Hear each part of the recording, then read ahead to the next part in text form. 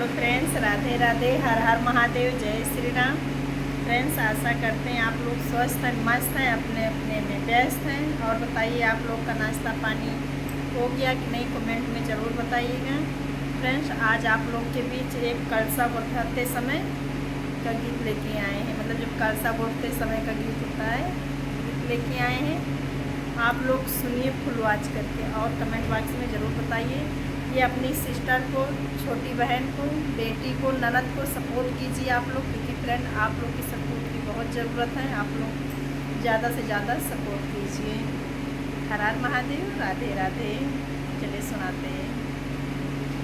कहवा के कलसा रे कहवा के पानी जी, कहवा से आवे बुआ कलसा गोठाई जी। कहवा के कलसा रे कहवा के पानी जी, अरे कहवा से बुआ में कलसा गोठाई जी। कोहरा घर के कलसा हवे गंगा जी के पानी जी। कोहरा घर से कलसा आवे गंगा जी के पानी जी। सासुरे से बुआया में कलसा गोठाई जी। सासुरे से बुआया में कलसा गोठाई जी। दुआरे से उठी पापा माड़वे में ठाढ़े जी।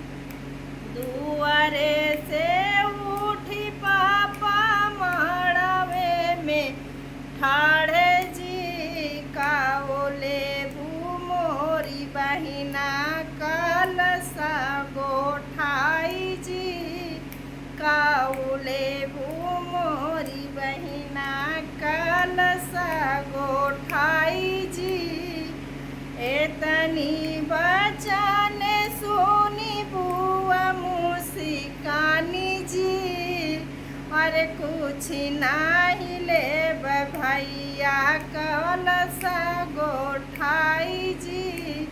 अरे कुछ नहीं ले भैया कलसा गोठाई जी। ये तनी बचन सुने बुआ मुस्काई जी। काऊ अरे कुछ ना ले मोरे भैया कलसा गोठाई जी। बनल रहे हरदम भैया से भतीजा जी। बनल रहे हरदम भैया से भतीजा जी। बनल रहे भरल रहे हरदम मड़वा जी। बनल रहे भरल रहे हरदम मड़वा जी। कहवा के कलसा रे कहवा के पानी जी। कहवा से बुआया कलसा गोठावे जी। कहवा से बुआया कलसा गोठावे जी। कोहरा घर के कलसा है गंगा जी के पानी जी। कोहरा घर के कलसा हो गंगा जी के पानी जी।